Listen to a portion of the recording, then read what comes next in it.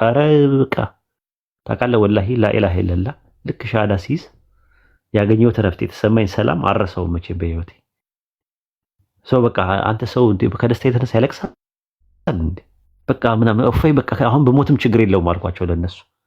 በቃ ምንም አረፍኩኝ አሁን በቃ ነፍሴ ያረፈች ምናምን አልኳቸውና ከዛ እንትን አልኩኝ። ከዛ ፕራክቲክ ማድረግ ጀመርኩኝ። ከማንም ጋር አልገናኝም።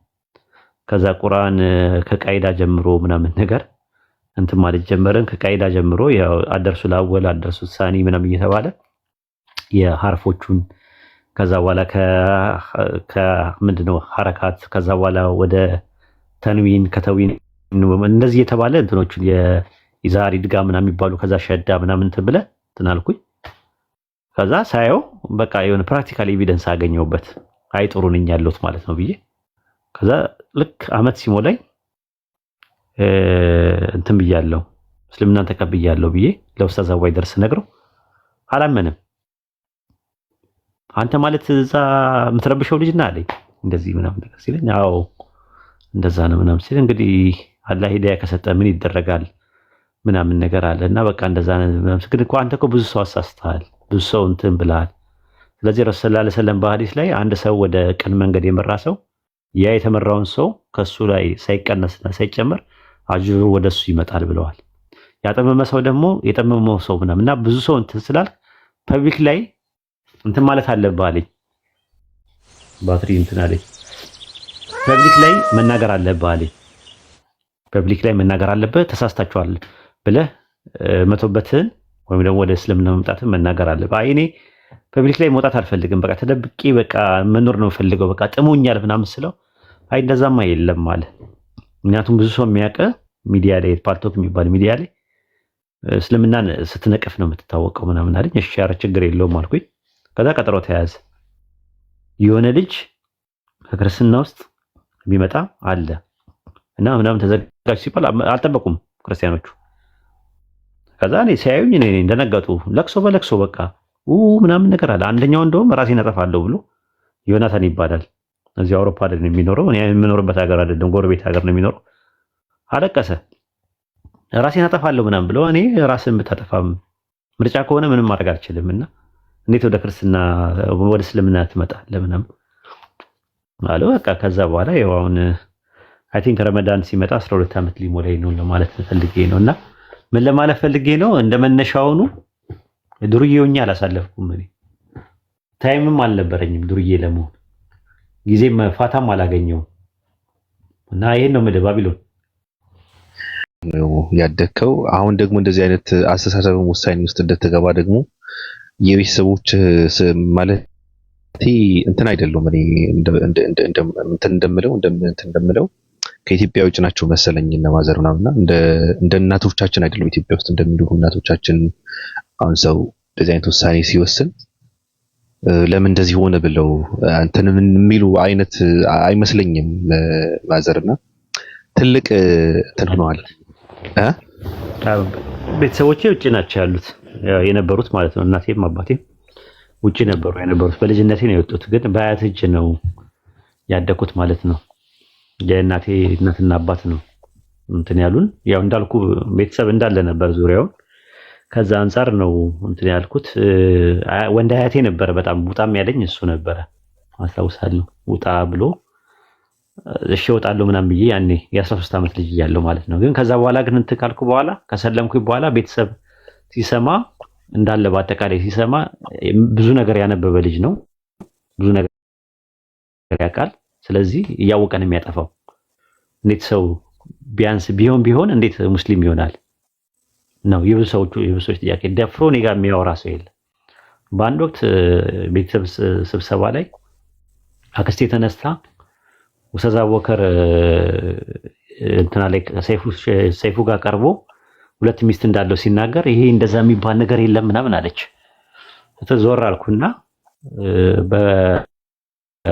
በእናንተ ስንት ነው አልኳት። በእኛማ አንድ ለአንድ ነው አለች። መጽሐፋችሁ ነው የሚለው ወይስ እናንተ ነው እንደዛ ያደረካችሁት አልኳት። መጽሐፋችንም አለች።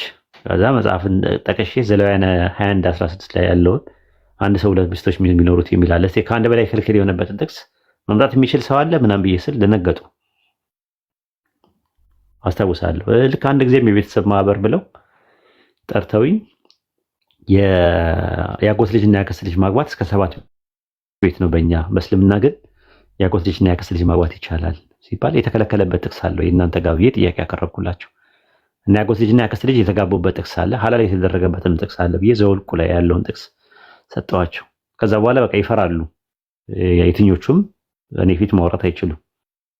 ለምን? በስነ ስርዓት ነው የምናወራው፣ በመከባበር ነው። ቤተሰብ ጋር ስትሆን እንደ ውጭ ሰው አይደለም። ስለምትተዋወቅ ትደማመጣለህ ምናምን ነገር እና መስለማቸው አይቀርም። እንደዚህ እንትን ይባላል። አሁን እስልምና በዘር ማንዘሬ ውስጥ ያልነበረው ስህተት ብሎ ገብቶ ከኔ በኋላ አሁን እየገባ ነው ያለው። ኢቭን ያጎቶቼ ልጆች ሰልመዋል። ያጎቴ ሚስት ሰልማለች። አሁን ማለት እንዳለ ቤተሰቡ ሰልሟል። አሁን በየቦታው ስሰማ እየገባ ነው ያለው። ድሮ እንደዚህ አይነት ነገር የለም። እኛ ጋር ያለው እንዳልኩ ነው። ኦርቶዶክስ ነበረ፣ ፕሮቴስታንት በተወሰነ መልኩ ነበረ። አሁን ግን ስህተት ብሎ እየገባ ነው። ስህተት ብሎ እየገባ ነው። እያንዳንዱ ጓዳ እየሰለበ ደግሞ የሚገርም ነገር አሁን ያጎቴ ልጅ የሰለመችው ለ6 ወር ያክል ቴሌግራሚ ላይ እኔ መሆኔን ሳታቅ እያነበበች ከሰለመች በኋላ መሐመድ የሚባል ልጅ ነው የሰጣት። ቴሌግራሙን ሰጥቷት፣ የኔ ተማሪ ነው ቴሌግራም ላይ ተማሪ ሰጥቷት ከሰለመች በኋላ አንድ ዘመዳችን ሙስሊም የሆነ ዘመዳችን ማለት ነው ማን እንደሆነ ታውቂያለሽ አላት። አላውቅም። ያጎትሽ ልጅ ነው አላት። ቀጥታ ምንድነው ያደረገችው? ውጪ ደውላ እህቴን ነው ኮንታክት ያደረገችው፣ ማግኘት እፈልጋለሁ እሱን አለች። ከዛ ቴሌግራም ላይ 10 ትደዋውላለች። ከዛ ከሌ የሚል ስም አላት። ምን ሆና ነው እቺ ልጅ ምናምን ነገር ዝም ብላ 10 ትደውላለች እና ልንገጣጠም አልቻለም። ከዛ ባያዋ ላይ ስገባ አልሐምዱሊላህ የሚል ጽሑፍ አለ። እቺ ልጅ ልታጨልለኝ ነው እንዴ? ምን እየሰራሽ ነው ምናምን ነገርና እኔ ልትፈትነኝ ነው ምናምን። ከዛ መጨረሻ ላይ ምንድነው የፈለግሽው አልገባኝም፣ ሪከርድ አድርጊልኝ ስላት ሻሃዳ ያዘችበትን ቪዲዮ ላከችልኝ። ከዛ እንዴ ምንድነው የተፈጠረው ብዬ ደወልኩላት። ከዛ እንደዚህ እንትን በቃ ባይብል ስኩል ነበር የተማርኩት፣ ባይብል አጠና ነበረ በጣም እና ጥያቄ እየፈጠረብኝ መጣ። ከዛ በኋላ አጋጣሚ ሰው ቁርአን ሰጠኝና ማንበብ ጀመርኩኝ። ከዛ ያነበብኩኝ ጥያቄ እየተፈጠረብኝ ሲመጣ መሐመድ የሚባል ማሜ የኔ ተማሪ ማለት ነው ያንተን ቴሌግራም ሰጠኝ። 6 ወር ነው ያነበብኩት አለች። ከዛ ወሰንኩኝ እንትን አልኩኝ። ከሰለምኩኝ በኋላ ግን አንተ መሆንን ሲነገረኝ አለቀስኩኝ አለች። ስለዚህ እስልምና እያንዳንዱን ቤት እያንኳኳ ነው ያለው። ወደድንም ጠላንም መጪው ጊዜ የእስላም ነው። ምንም ጥርጥር የለውም፣ አትጠራጠሩ። ያንኳኳ ይመጣል ማለት ነው እና በጣም ሰፊ ነው እንትኑ።